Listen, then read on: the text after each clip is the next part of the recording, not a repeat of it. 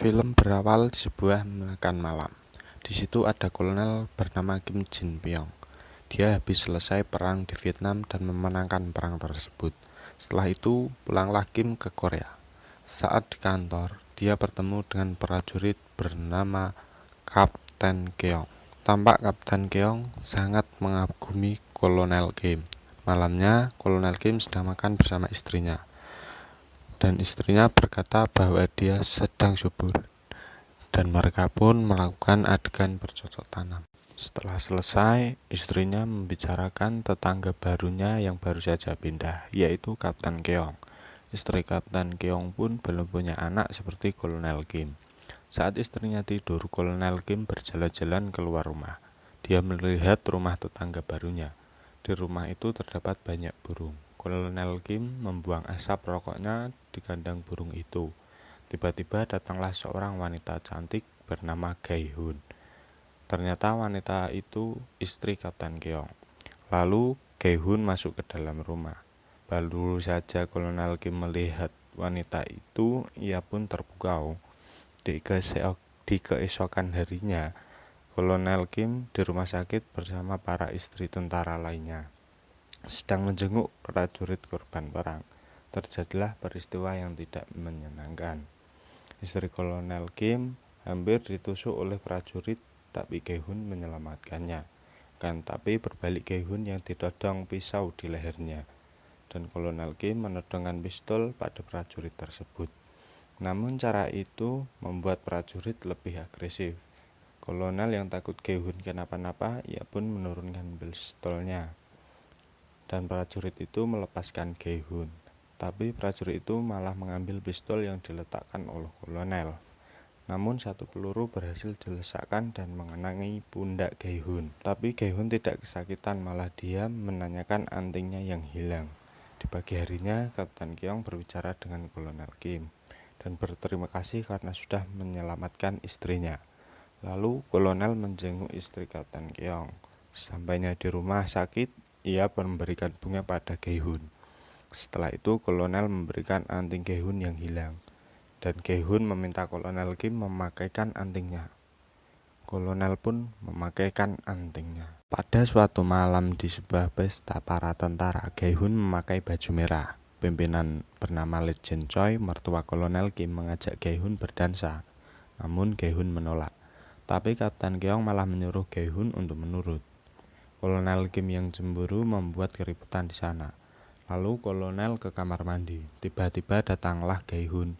Gai Hun berterima kasih karena sudah menyelamatkannya agar tidak menari dengan Lee Jin Choi. Kolonel pun mendekati Gai Hun dan menciumnya. Awalnya Gai Hun menolak dan mendorong kolonel. Namun kolonel kembali menyosornya dengan lebih agresif. Kali ini Gai Hun menikmatinya. Terdengarlah suara dari luar. Takut terdengar, Gai Hun pergi. Suatu malam, keluarga Kolonel Kim dan Kapten Keong makan bersama. Awalnya kolonel dan Gai Hun sedikit canggung. Tapi setelah suami Gai Hun dan istri kolonel sibuk sendiri, mereka saling memandang. Sang kolonel menulis surat mengajak Gai Hun untuk keluar sebentar. Lalu Gai Hun membalas surat itu besok jam 2 di gereja Hwagyo. Siangnya sambil hujan, kolonel datang ke gereja, lalu datanglah Gai Hun. Kemudian mereka pun pergi. Di suatu tempat kayak hutan, mereka berduaan dalam mobil dan cuaca sedang gerimis. Kemudian Kolonel Kim memegang tangan Gai Hun. Gai Hun pun memuji tangan kolonel karena sangat lembut. Kolonel pun tanpa banyak cakap langsung nyosor aja. Mereka pun bercumbu dengan agresif. Lalu mereka bercocok tanam di tengah hutan ditemani rintik-rintik hujan. Setelah selesai, kolonel mengantar Gai Hun di gereja itu lagi. Di suatu pagi saat Gai Hun mengikuti pelatihan ibu-ibu, suaminya datang. Kapten Keong memberitahu bahwa ia akan pergi ke Seoul. Suaminya juga berkata bahwa Kolonel Kim yang merekomendasikannya. Saat malam hari, Kolonel Kim mendatangi rumah Gai Hun dan membawakannya makanan. Lalu mereka makan bersama. Setelah mereka selesai makan, Gai Hun mengajak kolonel ke kamarnya.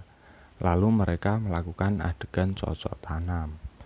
Esoknya mereka bertemu di ruang musik, lalu mereka menari bersama. Tanpa basa-basi, kolonel langsung mencium Gi-hun dan dilanjut dengan adegan bercocok tanam. Saat pulang, Gi-hun menerima telepon dari rumah sakit bahwa ibu angkat Gi-hun sakit. Sampainya di rumah sakit, ada ibu mertua juga. Pada saat mereka akan pulang, ibu Kapten Keong mengajak bicara Gi-hun.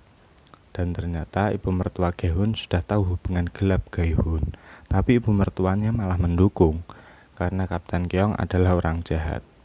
Saat di mobil, Gi-hun berkata pada Kolonel Kim bahwa ia meminta kejelasan hubungan mereka karena Gi-hun mencintai Kolonel Kim. Tapi Kolonel hanya diam. Lalu Gi-hun pergi dan berkata akan berusaha tidak menemui Kolonel Kim. Saat malam hari, Kolonel pulang ke rumah. Ia dikejutkan dengan perayaan yang diadakan istrinya. Perayaan atas kenaikan pangkat kolonel menjadi brigadir jenderal. Kemudian mereka makan bersama. Di situ ada juga Gi-hun. Kolonel dan Gi-hun hanya bisa curi-curi pandang. Istri kolonel mengatakan pada semua orang bahwa dia hamil. Semua orang memberi selamat pada kolonel. Lalu sang kolonel keluar menyusul Gi-hun yang sedang membanggang daging. Kolonel Kim berkata pada Gi-hun akan mengajaknya ke Seoul agar dia bisa bertemu dengan Kapten Keong. Tapi Gi-hun menolak dan pergi meninggalkan kolonel. Kolonel Kim membuntuti Gi-hun. Saat di dalam rumah, kolonel membuat keributan karena kecewa atas sikap Gi-hun. Kapten Keong yang berusaha menghentikannya malah ditonjok oleh kolonel. Di malam itu, hubungan gelap kolonel dan Gi-hun terbongkar. Pada saat malam hari, kolonel mendatangi rumah Gi-hun dan berkata bahwa ia ditugaskan ke Vietnam. Saat Gi-hun mau menutup pintu, kolonel berkata padanya, "Apakah kau benar-benar mencintaiku?" Dan Gi-hun menjawab bahwa ia sangat mencintai kolonel. Lalu kolonel berkata akan mengajak Gi-hun ke Vietnam. Tapi Gi-hun menolak karena cinta sang kolonel begitu dalam. Daripada ia tidak bisa hidup dengan Gi-hun, lebih baik ia tidak bernafas lagi. Lalu kolonel menembak dirinya sendiri tepat di dadanya. Gi-hun yang melihat itu berusaha menolong Kolonel Kim. Di pagi hari saat ibu-ibu sedang ghibah atau ngerumpi, mereka berkata bahwa Kolonel Kim selamat. 2 tahun berselang, Gi-hun yang berada di sebuah tempat didatangi prajurit. Lalu para prajurit itu mengatakan bahwa Kolonel Kim tertembak dan mati saat perang.